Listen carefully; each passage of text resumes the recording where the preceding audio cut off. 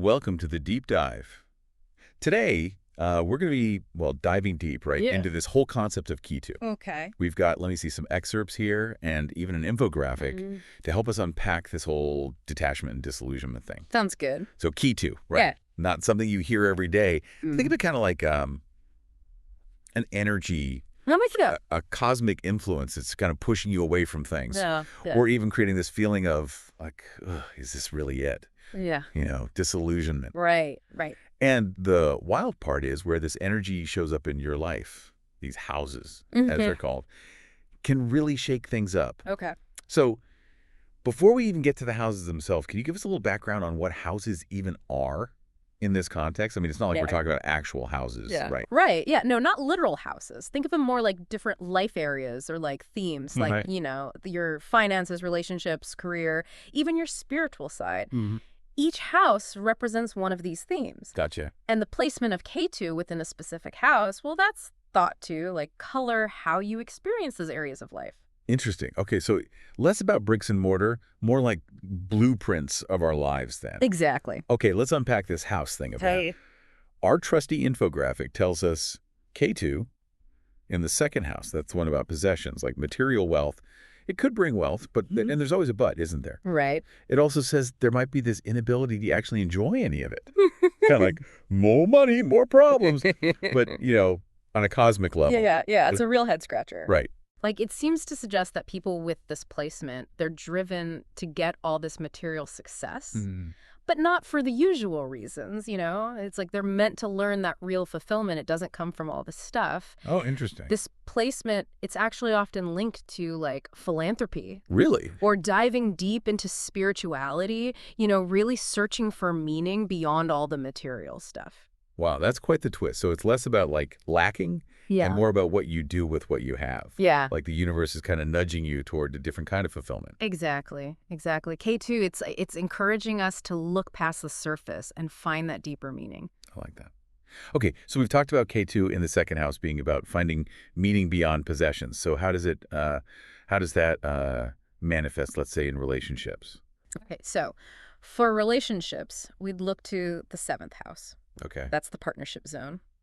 Ketu hanging out there could show up as, let's say, feeling misunderstood. Oh, I see. Or emotionally disconnected, even if you're in a relationship. Interesting. Yeah, picture this. You're with someone, maybe even for years. Right. But you just always feel like they don't really get you, Yeah, I could see that. That's pretty heavy stuff. So it's not necessarily about, like, physically being alone, right? It's more about that internal experience of feeling alone even when you're with someone. Exactly. It's about that internal experience. Which, now that I think about it, it's a stark contrast to the career stuff. Yeah. With Ketu in the 10th house. Right. The infographic. It says some people with this placement, they might become super successful in their careers, but then they just feel like, what's the point? You know what I mean? Oh, yeah. That's a big one with Ketu, that external success, but like zero inner fulfillment. It's like, this doesn't really mean anything. Right. You could be the CEO, have that corner office, the whole 9 yards, Right. and still feel kind of empty inside. Yeah. Like, is this really it? There's got to be more to life than this. Exactly. So it seems like wherever Ketu is, it's kind of pushing you to ask yourself those tough questions, Yeah. Like, what really matters? Even if it means walking away from something that on paper looks like, the dream. Yeah, and you know what? That can actually be a really good thing. Really? It might not feel great in the moment, Yeah. but that disillusionment, it can ultimately lead you to a path that's way more authentic, more fulfilling for you. Like you're actually living in alignment with who you are. Exactly. It reminds me of that quote. I don't know who said it, but it's like, the greatest prison people live in is the fear of what other people think. Ooh, I like that one. Ketu's like that friend is like, nope, not buying it. Let's figure out what you truly want. Love it. So for everyone listening, think about your own life for a second. Yeah, take a minute. Where do you feel that sense of detachment? Or maybe even disillusionment?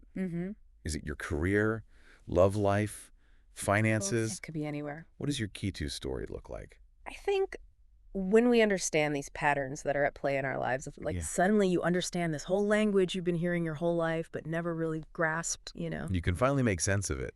Yeah, and then we can actually use that understanding to make conscious choices. Choices that are actually in line with what we really want. Exactly. Choices that are aligned with your true self. So good. So it's not about, like, erasing these influences completely. Right. It's more about learning how to work with them in a way that, well, that just feels right for you. I love that. Working with the energy, not against it. Okay, before we wrap up, and I know you love when I do this, I have one final thought for everyone to ponder. Hit me. If Ketu represents what we're being pulled away from, what does that say about the path we're actually supposed to be on? Ooh, that's a good one. Something to chew on, right? All right, until next time, everyone keep exploring.